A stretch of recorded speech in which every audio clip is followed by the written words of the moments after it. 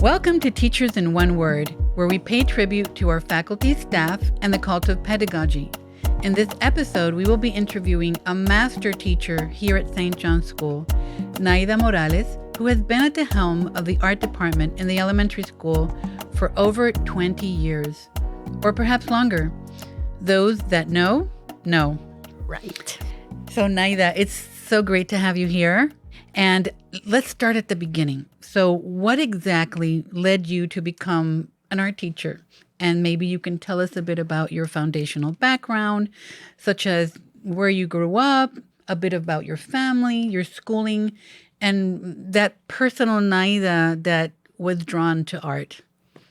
The way that I started making art, it was, I guess it's in the genes to start with, because my dad is an artist too. He's a musician, and also he was very good with number. He was the treasurer of Hoffman La Roche, Manatee. Wow. So, and we used to take ceramic classes together. So I've been taking art classes since I was in second grade. What memories do you have of that first time that you did art with your dad?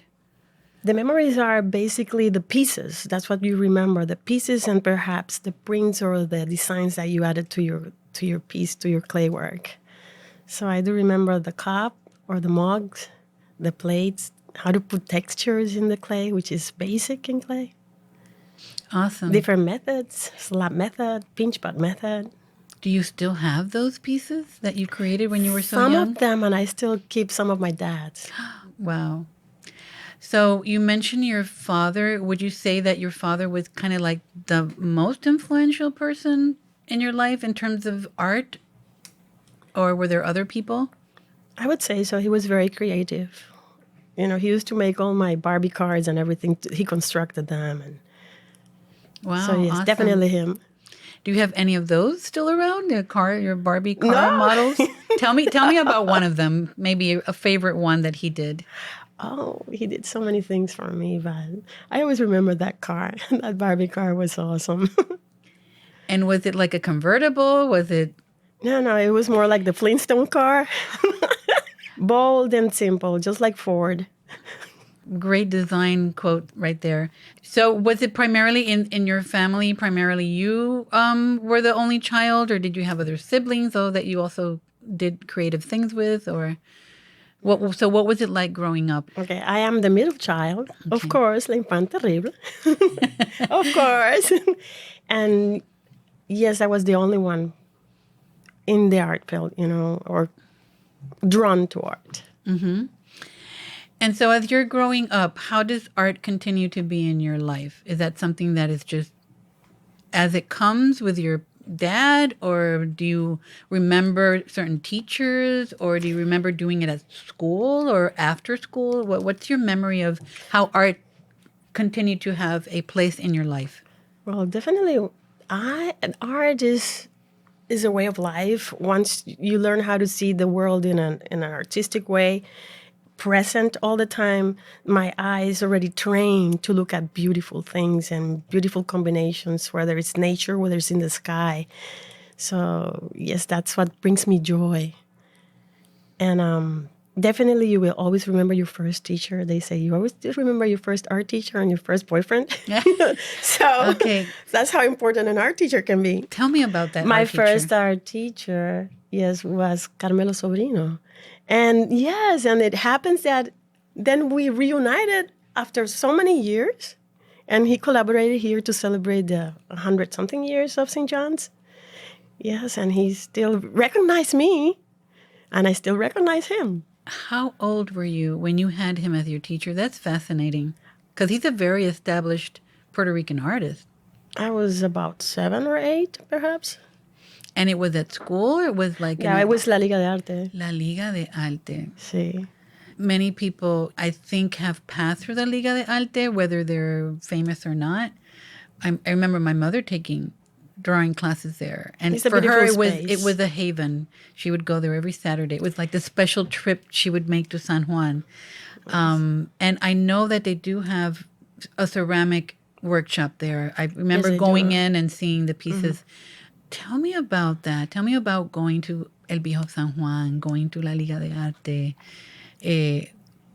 studying with this teacher, and how long did you stay with him? Or what mostly impacted me about being his student is that he was so encouraging and he was such a sunshine. You know, every time you enter, a big smile and everything was fine and it was fun and everything you did, he liked.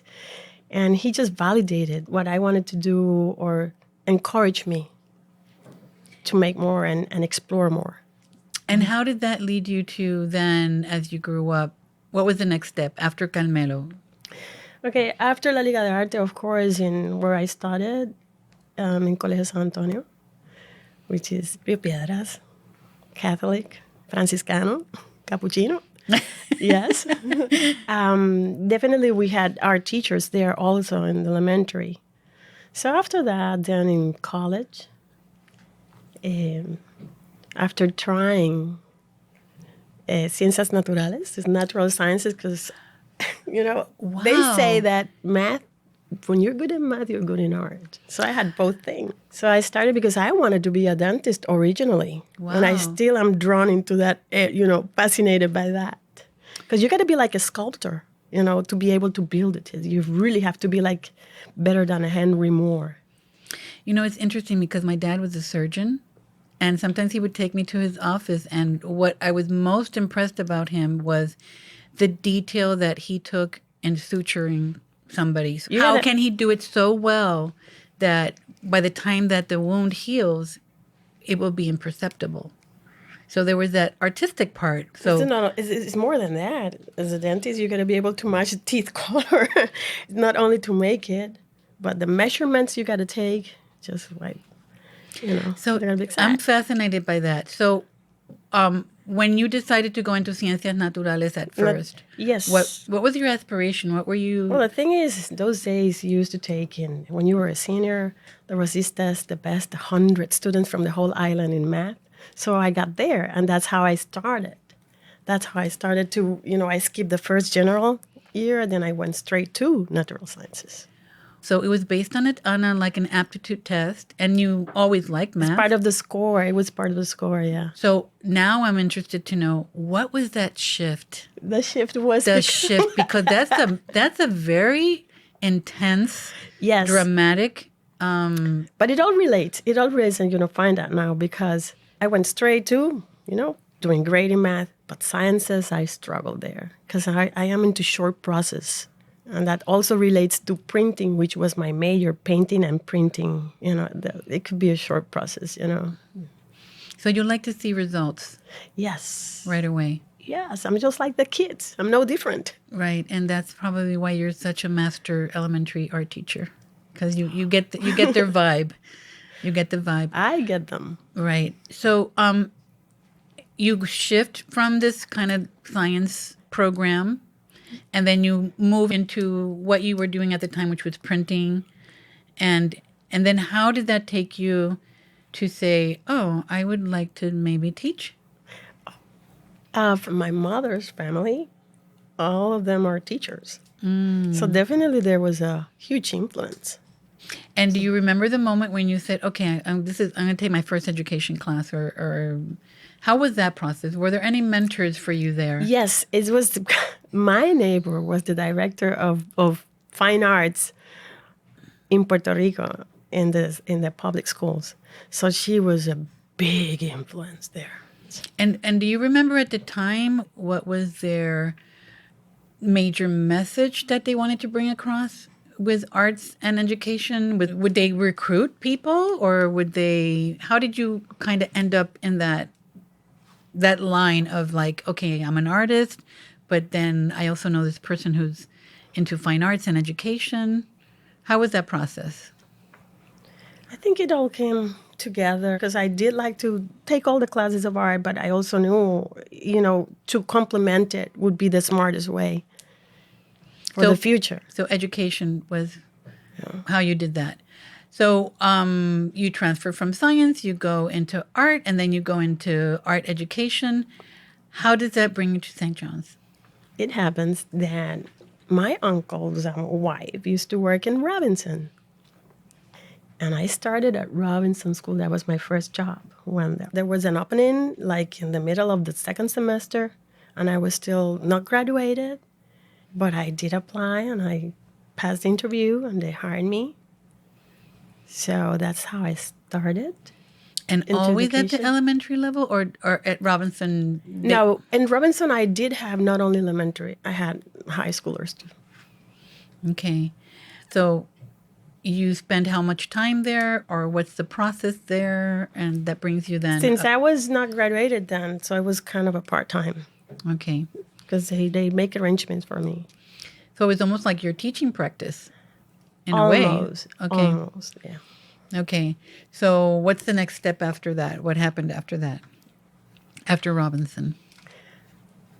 Well, it happens that in Robinson, the librarian's daughter used to work here. And then there was an opening here. And you tell me, why don't you apply, And that's when it happened. And that's when it happened. And then you went directly to the elementary, or was it also a different situation? No, directly to elementary. Okay. And do you always know that it was going to be elementary kids, or was that something that just happened because those were the openings? Or how did you process that you did want to work with this age level? In my preparation, my specialty is elementary. Okay. So the way I relate, the way I speak, the language, I think I really understand that level better. So from your standpoint and the many years of experience and observation, because we've talked a lot about how important observation is, what do you believe is the most important thing your students gain from your art classes? Oh, definitely. They learn how to look at the world in a different way, to appreciate the beauty around what surrounds them. And also, they learn a lot of process and techniques, because that's the main thing. The main thing is not the product, it's learning the process. And encouraging them to practice them outside my art room. That's the main goal for me as an art teacher. If they go to their house and they tell me they did this and did that with what they learned, that I succeeded. Right, That's because then they're applying it to their, not just the class, but to their life, which is a great thing, actually, teaching young people how to see the world. I mean, that could be your motto. It is. It's a way of life. Like I said, it's like learning how to ride a bicycle. Once you learn it, you don't forget it. Being that you've been here for all the time that you've been here, how could you talk to us about how the art program at the elementary has evolved over the years? What have been the things that you have promoted in your art classes over the years with your students? In these days, the art has changed, and it's because of the technology, basically. For example, at the beginning, I used to even teach calligraphy. So I used to show them how to even clean a pen, fill it with ink, and I used to have not only the fancy ones, but the more rustic ones, how to use it and how to apply it, the process techniques, brush strokes, different styles, italic, Roman style, like that. So, but now, calligraphy, all the certificates are made with a computer. And also, in terms of sculpture, the 3D printers are the thing now. So that's where art is moving towards. Okay, so you would say that you really kind of sense what is happening in the world and you apply it and bring it into the classroom. Definitely, I got to keep updated. So you probably have covered every single form and technique and things with your students. Calligraphy, wow. I remember being fascinated by that when I was growing up. I even show my students how to do calligraphy with 2 crayons in the hand. Oh, wow. Yes. And you can make calligraphy just with a chisel tip, any chisel tip. You just have to have the training. Would you say that those were some of the techniques that you gained from the older generation artists? I mean, I know that, for example, Martorell, he uses a lot of calligraphy in his work. Lorenzo Mar. What can you tell me about maybe other Puerto Rican artists that influenced you and that you incorporate into your own artwork or to the artwork that you do with your students? it doesn't happen now, but in the past, part of the government, they have this kind of agency or special project that had to do with master printers. One of them was Tony Maldonado and others. And they were in charge of all those beautiful silk screen, that now they're made digitally. That's another thing that have changed in art. Now the silk screen is very hard and very rare to see them handmade to cut all the colors. It's very rare now. Everything is more digital. But in those days, I remember when I was studying in UPR, and there was a competition announced about how designing this special holiday card, Christmas card, from these lawyers' buffet, right? Laxa, Richard, and Scalera. I even remember the name of the buffet. So it happens that I won the contest. And then these master artists, printers, they did it a special and a limited edition that I had to work hand in hand with them to see if the colors that I used were strictly the colors that I chose. And then I had to sign them with them. And that was something to remember. That's an amazing memory. I mean, you practically grew up in that era of the printmaking. I would maybe say the golden era of printmaking in Puerto Rico. I would say so, yes. To the point where it was already validated by companies and being used for a major Christmas card. The company, yeah. Yeah, so that's when art has had an impact, right? That was part of the Instituto de Cultura de Puerto Rico. So they have that division. But they don't exist anymore. Yeah. And also, I believe all these beautiful prints from La Plena, de Tufin, and others, they were made with the same division.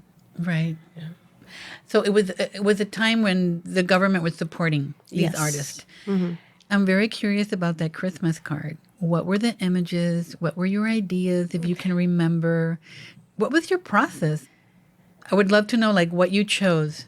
What did I? Okay.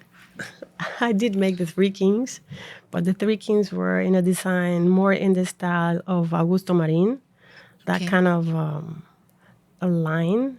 And also the colors change as the decades change. Mm-hmm.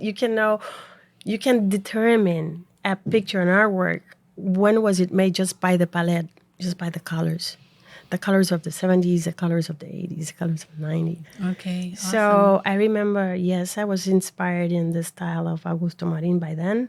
And then each king had something different in their hand. One had like a chicken or a rooster in the hand. Another had the face of a gigante. And the other one, I cannot even remember. I'm going to be honest. Okay, so you actually chose objects that are not the typical ones. Not the typical ones, but very, very into Puerto Rico. I would love to see that if you still have that. I still have it.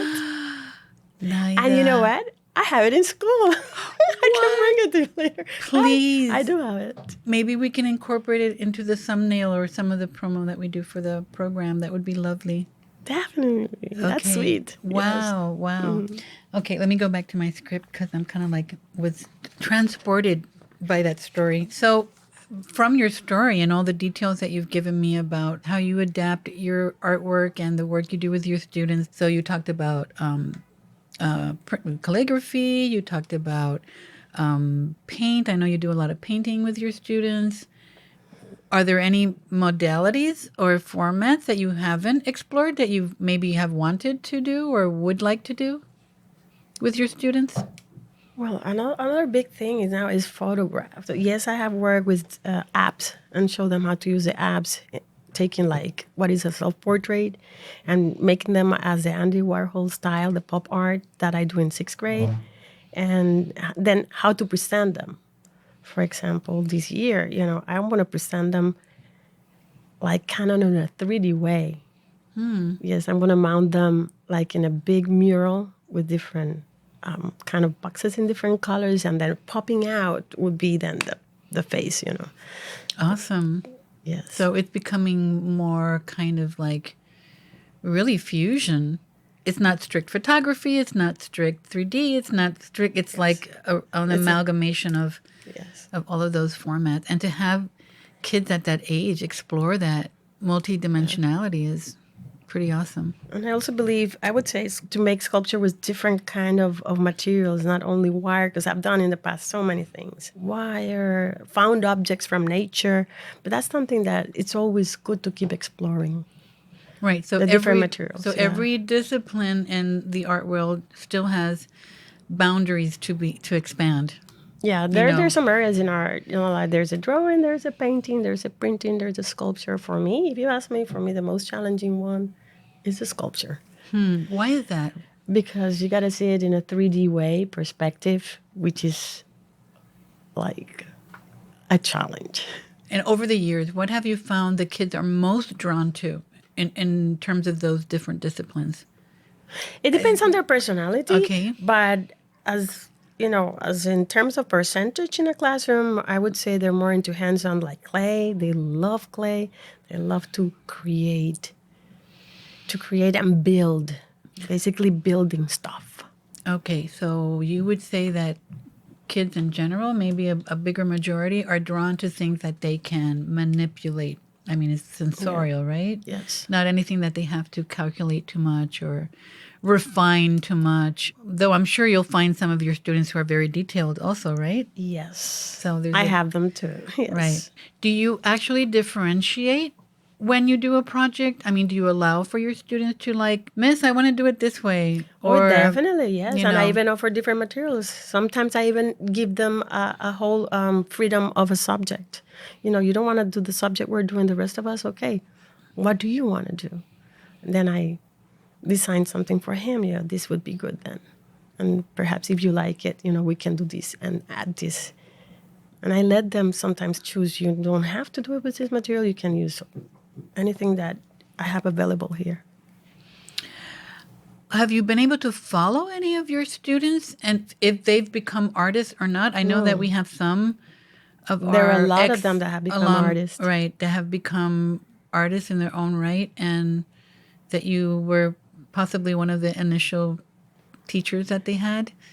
Can you kind of at an early age, know that a kid will excel in art? Oh, definitely. I even tell them, please, when you're famous, because you're going to be famous, don't forget me. No, that's awesome. I mean, it's amazing, right? That we can, as teachers, maybe in a year, be part of a whole process of a child, right? Of a person, and give them that influence to try something or to, like you said, encouragement, right? Coming a little bit to your philosophy of teaching, what would you say are the essentials for you to teach art to children? Oh, definitely. I could say it in a very simple way. It's learning the process, not the product. It's learning the process with me in the elementary. Bringing the joy, bringing the creativity alive, and bringing them the freedom and the sensation that all is good, that they're right. And if they do not like what they have at that second, in that instance, nothing happens. There's more space to keep creating, and that's what I want them to learn, just to learn the process and practice it, develop it, make it your own, develop their own style. That's the other thing.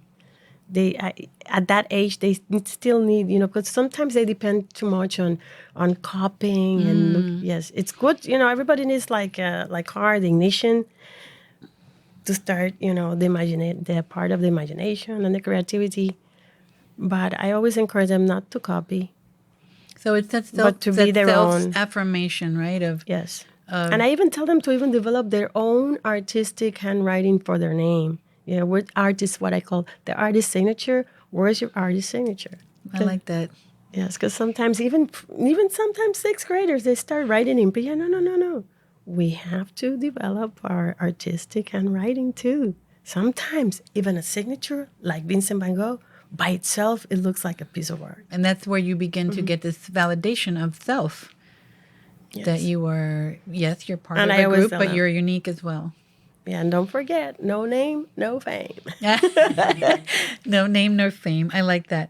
So you've spoken a lot about the different formats and ways of creating process with your students. Do you use any other art forms to inspire you? Okay, so we have art, which is color and shapes and materials. Do you use music? Do you use literature? Do you use movement or dance? Do you use all the other types of arts to influence you or to Yeah, get? definitely like to work with music all the Okay. time. And I if they, follow my instructions, we can listen to the appropriate music. Okay, so you do bring in like music into the Definitely classroom. music into the classroom. Also, each unit is presented with a special video of the artist because each unit is developed upon an artist. So in order to, we watch that video, we see the artwork. Have you ever collaborated outside of your discipline with somebody to create work with the students? I have teachers that ask me for, for my expertise to help them, create a project in their classroom. Spanish teachers, science teachers, social studies teachers, a lot. Yeah, because I remember speaking to you about the tree project that we have. And we went off on like leaves, right? You were like, Yes. "Oh, leaves! We can do this whole thing with leaves." So that's wonderful. So Nayda, I think what I would like you to speak about to conclude is overall, what does art mean? What does art mean to you? I would say that art has been in my life, and like I said, it was once I learned how to look into the world with the art's eyes, there's no way a return. There's no return. It brings a lot of joy to me. So we have a little game that we play at the end of the interviews. I give you one word, and you respond with one word. Okay? And you can take your time to think about it. It's not like a test or it's not like a speed test or anything like that. And I have never played this game, by the way. Okay, so I have tried to choose words from your field, so I think you'll be able to respond. Color. Yellow. Form. Round. Texture. Bumpy. Space. That's a good one. Space. Space, as I said, 3D. Space and form, that's the challenge. Movement. Heartbeat. Creativity. Fun. Thank you so much, Nayda. Thank you, Pilar. Thanks to you. I have thoroughly enjoyed this episode on art and your teaching experience. So that's it for now. And paying tribute to our faculty, staff, and the cult of pedagogy, this is Pilar Alamo for Teachers in One Word and SJSPR.radio. Thanks for listening. Until next time.